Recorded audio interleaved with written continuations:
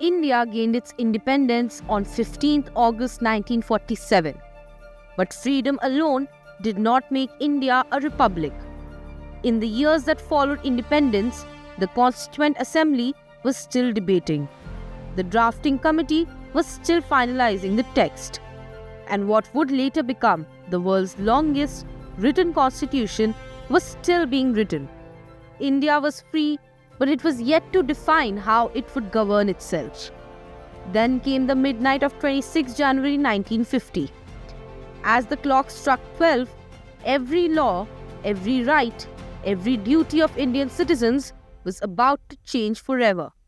The Constitution of India came into effect on 26 January 1950, formally marking India's transition from a dominion to a republic. While independence ended British political control in 1947, India continued to function under the Government of India Act 1935, and the British monarch remained the nominal head of state. That changed with the enforcement of the Constitution, and from that moment, sovereignty rested entirely with the people of India. Before January 26, 1950, Indians were legally considered subjects of the British Crown, even after independence. But with the Constitution coming into force, Indians became citizens of a republic. Allegiance shifted from the Crown to the Constitution. Authority flowed from the people, not a foreign monarch, and this was not symbolic, but it was a complete legal and constitutional transformation. One of the biggest changes at midnight was the abolition of the post of Governor General. Until then, the Governor General represented the British Crown in India. With the Constitution in force, the office of Governor General ceased to exist, and the country created the post of the President of India. The President became the constitutional head of state, elected indirectly by Indians, and Dr. Rajendra Prasad was sworn in as India's first president, marking the final break from colonial authority. For the first time in Indian history, citizens were guaranteed fundamental rights. Under British rule, rights were granted by the Crown. They could be withdrawn or restricted at will, and Indians had no constitutional protection against the state. But after January 26, 1950, rights became justiciable. Citizens could move courts if the state violated their freedoms.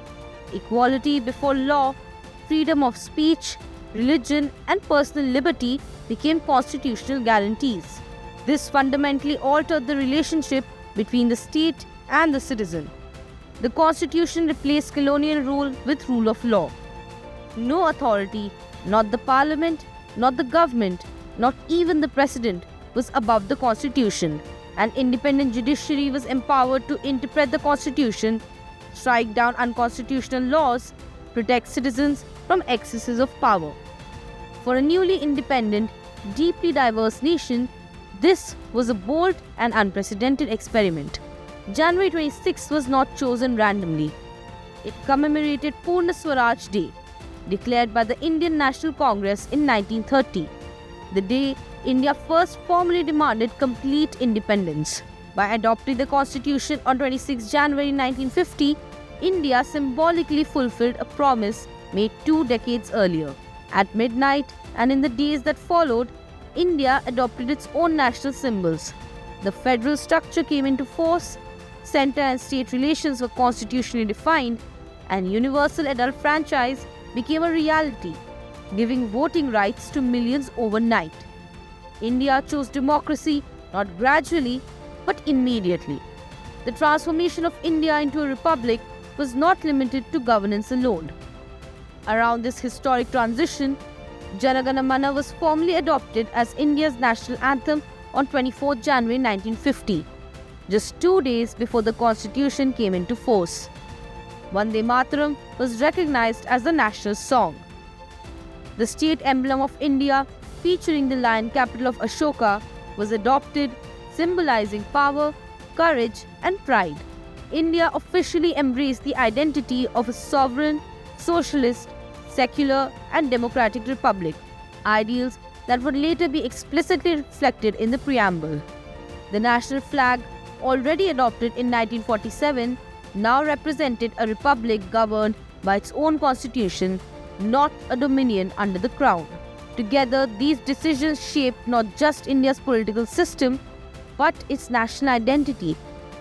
They marked the moment when India did not merely become free, it became self-defining. At the time, many doubted India's survival as a democracy.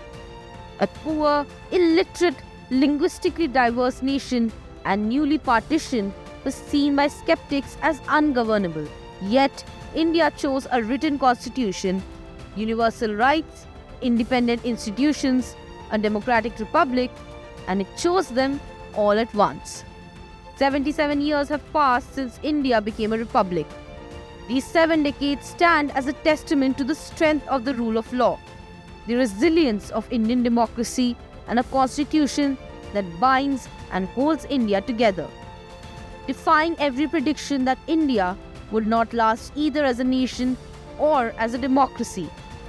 The Republic of India endures, and it all began at midnight on 26 January 1950.